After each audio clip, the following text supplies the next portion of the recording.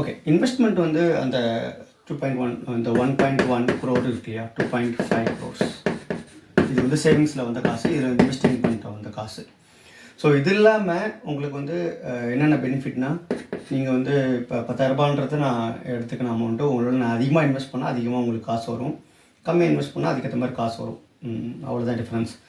So இதை invest பண்ணுறதுக்கு okay, இதெல்லாம் நீங்கள் இப்போ இன்வெஸ்ட் பண்ண சொல்கிறீங்க, எப்படி தான் இன்வெஸ்ட் பண்ணுறது? இது வந்து இந்த வீடியோ வந்து கம்ப்ளீட்டாக பிகினர்ஸ்க்கு மட்டும் தான். நீங்கள் அட்வான்ஸ்டாக இந்த வீடியோ நீங்கள் பார்க்க தேவையில்ல. நீங்கள் ஆல்ரெடி இன்வெஸ்ட் பண்ணிட்டு இருக்கீங்க, இதெல்லாம் உங்களுக்கு தெரியுன்னா அந்த வீடியோ நீங்கள் பார்க்க வேண்டிய அவசியம் இல்லை.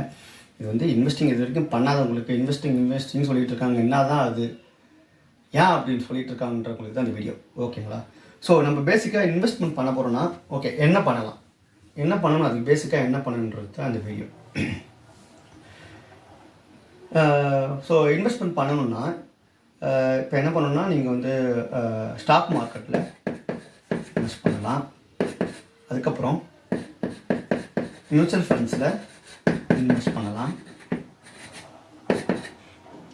அப்புறம் ஃபிக்ஸட் இன்ஸ்ட்ருமெண்ட்ஸ் இதில் இன்வெஸ்ட் பண்ணலாம். அப்புறம் ரியல் எஸ்டேட்டில் இன்வெஸ்ட் பண்ணலாம். அப்புறம் கோல்டு, சில்வர் இதில் இன்வெஸ்ட் பண்ணலாம். ஓகே, நம்ம ஒன்று ஒன்றா பார்ப்போம்.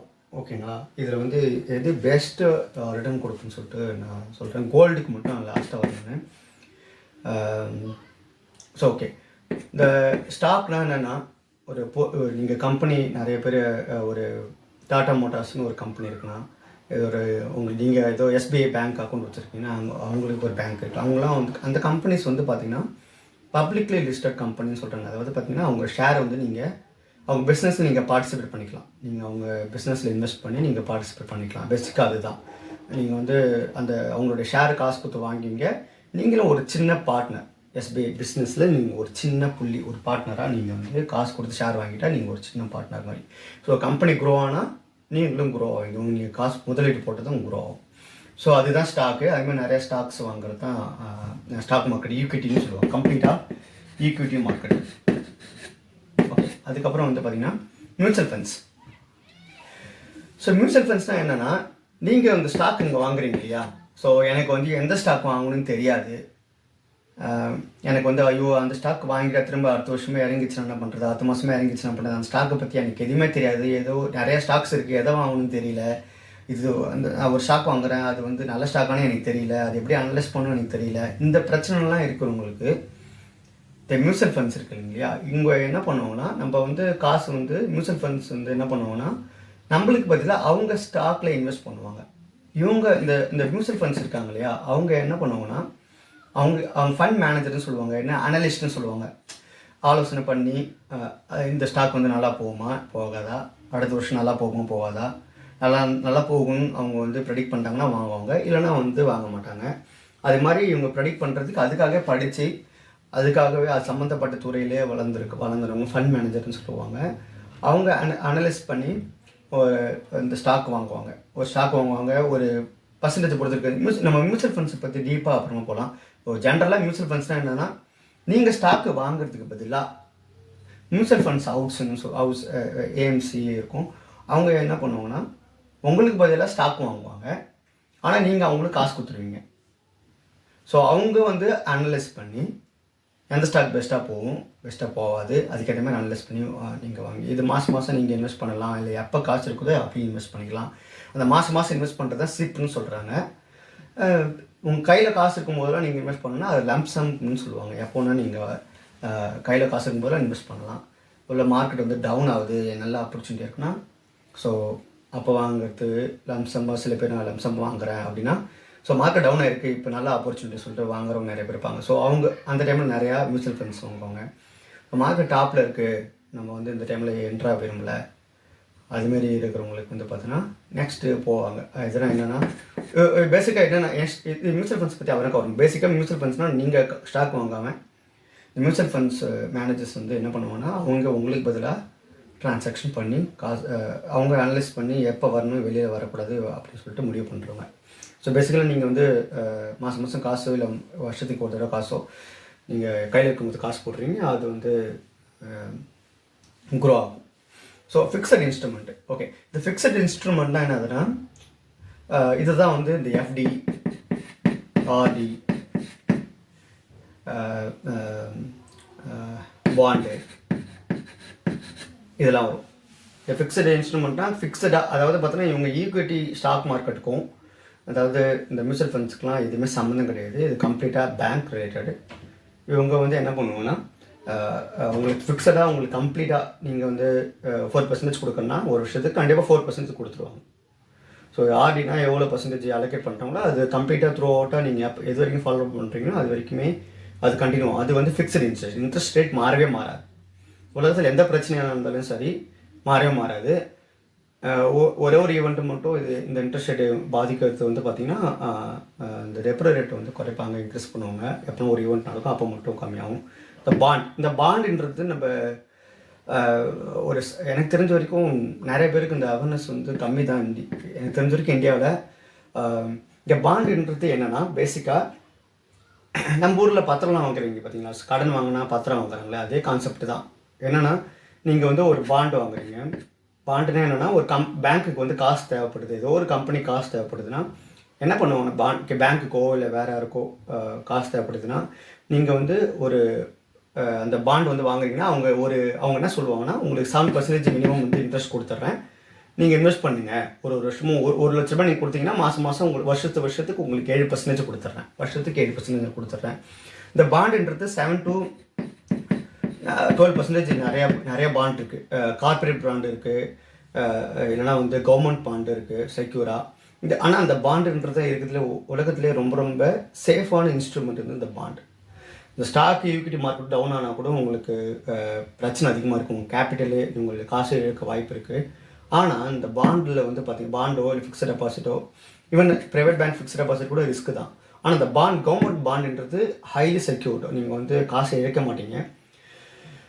ரொம்ப ரொம்ப அரிது நீங்கள் வந்து உங்கள் கேபிட்டலில் வந்து கம்ப்ளீட்டாக வந்து ப்ளோ ஆஃப் ஆகிறதுக்கு. ஸோ உங்களுக்கு மினிமம் வந்து உங்களுக்கு 7% கொடுக்குறாங்கன்னா கண்டினியூமாக உங்களுக்கு மெச்சூரிட்டி பீரியட் வரைக்கும் கண்டினியூ பண்ணுவாங்க. உங்களுக்கு ஒரு 10 வருஷத்துக்கு நான் வந்து 1 லட்ச ரூபாய் கொடுத்துறேன், இந்த 1 லட்ச ரூபாய் நான் கேட்கவே மாட்டேன் உங்கள்கிட்ட கொடுத்தேன்னா ஒரு வருஷத்துக்குமே 7% கொடுத்துட்டே இருப்பாங்க.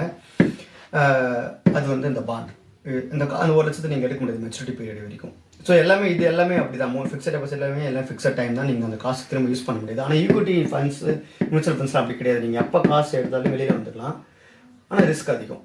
ஓகே, நெக்ஸ்ட் இங்கே போகலாம். ரியல் எஸ்டேட்லாம் நீங்கள் வந்து எனக்கு இதெல்லாம் எதுவுமே வேணாம், stock market mutual funds fixed deposit எதுவுமே வேணாம், நான் எங்கன்னா லேண்டு வாங்கி அதை திரும்ப விற்றுக்கிறேன் இன்வெஸ்ட்மெண்ட்டாக. ஒரு வருஷம் 12% இல்லை, ஒரு 5 வருஷம் பார்க்கும்போது ஒரு வருஷமும் 12% இன்க்ரீஸ் ஆகிருக்கா, ஓகே நல்ல வருமானம், ஓகே அதை நான் திரும்ப 5 வருஷத்துக்கு அப்புறம் விற்றுறேன். அதுமாதிரி வீடு வாங்கி அதுமாதிரி ரியல் எஸ்டேட் பண்ணுறவங்க அது ரிலேட்டட். அப்புறம் கோல்டு சில்வர், சில பேர் வந்து கோல்டு வாங்கி இப்போ வீட்டில் கல்யாணம் நடக்குது அதுக்காக இப்போ பெண் குழந்தைங்க இருக்காங்கன்னா அவங்க சேமித்து வைப்பாங்க கோல்டு சில்வர்லாம். இது வந்து ஆக்சுவலாக கோல்டு சில்வர் வந்து பர்சனலி நான் ஃபீல் பண்ணுறது வந்து இது வந்து ஒரு இன்வெஸ்ட்மெண்ட்டு ப்ராடக்டே கிடையாது. பேசிக்காக இது இன்வெஸ்ட்மெண்ட் ப்ராடக்டே கிடையாது சீரியஸாகவே. இதை ஒருவேளை ஃப்யூச்சரில் ஒரு வீடியோவில் நம்ம பார்க்கலாம், ஏன் வந்து இது வந்து கோல்டு சில்வர் வந்து இன்வெஸ்ட்மெண்ட் ப்ராடக்டே கிடையாதுன்னு சொல்லிட்டு நம்ம இன்னொரு வீடியோவில் பார்க்கலாம். ஏன்னா இது ஹெட் செகண்ட்ஸ் இன்ஃப்ளேஷன் சொல்கிறாங்க உலகத்தில் எல்லாருமே. ஆனால் வந்து என்ன பிரச்சனைனா இது வந்து ஈவன் சில டைமில் வந்து இது இன்ஃப்ளேஷன் ரேட்டை கூட பீட் பண்ணாது இந்த கோல்டு. நம்ம ஊரில் இந்தியாவில் மட்டும்தான் வந்து கோல்டு ரேட் இன்க்ரீஸ் ஆகிற மாதிரி இருக்குது. குளோபலி இப்போ நான் அக்டோபர் 2024 நான் பேசிகிட்டு இருக்கேன். லாஸ்ட்டு ஒரு 5 to 6 மந்த்து தான் கோல்டு ரேட் இன்க்ரீஸ் ஆக ஆரம்பிச்சிருக்கு. இதுக்கு முன்னாடி பார்த்தீங்கன்னா 2011 2023 வரைக்குமே 22 வரைக்குமே கோல்டு வந்து பெரிய உச்சத்தெல்லாம் தொடவே கிடையாது. ஸோ 2001 2016-17 ரொம்ப டவுன் ஆச்சு. அதுக்கப்புறம் 2011 ரேட் குளோபலான ரேட் சொல்லிட்டு இருக்கேன், நான் இந்தியா ரேட்டுக்கே சொல்ல, குளோபலான ரேட்டு 2011 என்ன விலை இருந்ததோ அதே விலை இப்போ தான் ஒரு 2 வருஷத்துக்கு முன்னாடி தான் அது ரீச் ஆச்சு.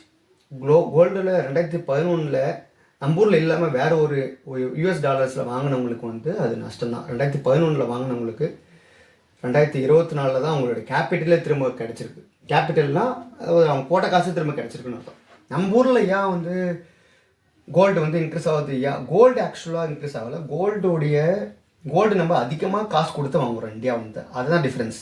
கோல்டு சில்வரும் அதிகமாக காசு கொடுத்து வாங்குகிறோம். இது ஏன்னா வந்து இந்த யூஎஸ்டி ஐஎன்ஆர் இருக்குங்க, ஐஎன்ஆர். அதாவது பார்த்திங்கன்னா இந்தியாவுடைய ரூபாய் மதிப்பு அண்டு டாலருடைய இந்தியா ரூபாய் மதிப்பு இருக்கு இல்லையா, ரெண்டுத்தையும் கம்பேர் பண்ணி பார்த்தீங்கன்னா இப்போ வந்து 84 ரூபா போயிட்டுருக்குன்னா, ஸோ இது ஒரு 2-3 வருஷத்துக்கு ஒரு 4-5 கிட்டத்தட்ட ஒரு 2015-16 வந்து இது ஒரு 40 ரூபா 45 ரூபா இருந்தேன், சரியாக தெரியல. ஸோ இது வந்து 45 ரூபாய்லேருந்து ஆல்மோஸ்ட் டபுள் மடங்கு ஆயிருக்கு. இந்த ரீசனால் தான் வந்து பார்த்திங்கன்னா நம்ம அதிகமாக காசு கொடுத்து இம்போர்ட் பண்ணுறோம். அதாவது இந்த இம்போர்ட் எக்ஸ்போர்ட்லாம் விட்டுருங்க, அதிகமாக காசு கொடுத்து இந்தியாவில் வந்து கோல்டு வாங்குகிறோம். இதான் ரீசன். ஏன்னா நம்ம ஒரு டாலர் பேஸ் பண்ணி தான் அந்த கோல்டு ரேட்டில் மூவ் ஆகுது. ஸோ நம்ம ஒரு டாலருடைய மதிப்பு வந்து 45 ரூபான்னா இப்போ 84 ரூபா. ஸோ 45 ரூபா கொடுத்து ஒரு டாலர் நம்ம வாங்கினவங்க ஒரு கிட்டத்தட்ட ஒரு 10-15 வருஷத்துக்கு முன்னாடி இப்போ 85 ரூபா அதிகமாக காசு கொடுத்து வாங்குகிறோம். ஸோ யூஎஸ் டாலர் வாங்கணும்னா, ஸோ இந்த யூஎஸ் டாலர் வந்து பொறுத்து தான் கோல்டு மூவ் ஆகுது. கோல்டு வந்து யூஎஸ் டாலர் பொறுத்து தான் மூவ் ஆகுது. ஸோ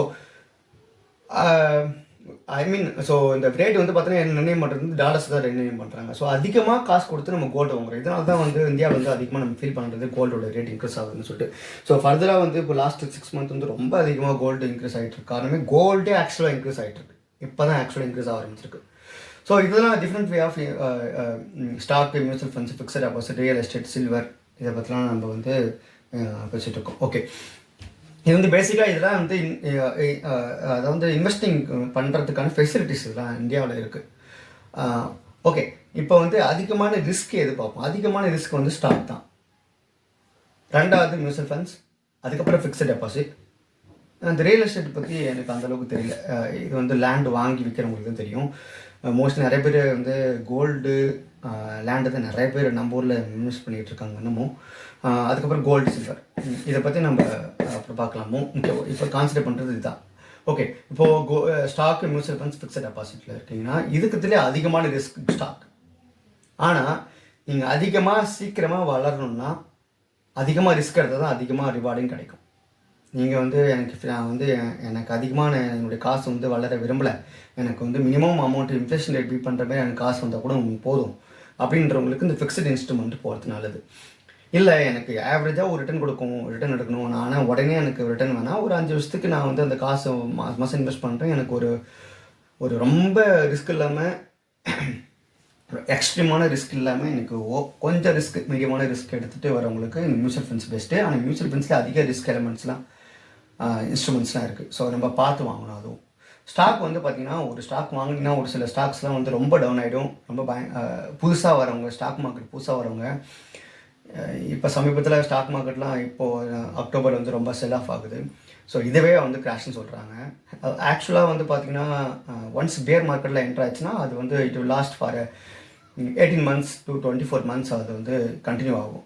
ஏன்னா புல் சைக்கிளை பொறுத்த லாஸ்ட் புல் சைக்கிள் வந்து ஒரு 45 years இன்க்ரீஸ் ஆச்சுன்னா அட்லீஸ்ட் வந்து 2 years அதனுடைய 30% ஆஃப் த டைம் வந்து கரெக்ஷனில் இருக்கும். ஏன்னா நிறைய பேர் ப்ராஃபிட் பார்ப்பாங்க. ஸோ அந்த டைம்லலாம் வந்து ஸ்டாக்ஸ் வந்து கரெக்ஷன் ஆகிறதுக்கு நிறையா வாய்ப்பு இருக்குது. ஸோ வாங்கினவங்க ப்ராஃபிட் பார்த்து செல் பண்ணுவாங்க, அந்த டைமில் ஸ்டாக் டவுன் ஆகும், இல்லை வேறு எதுனா பிரச்சனை.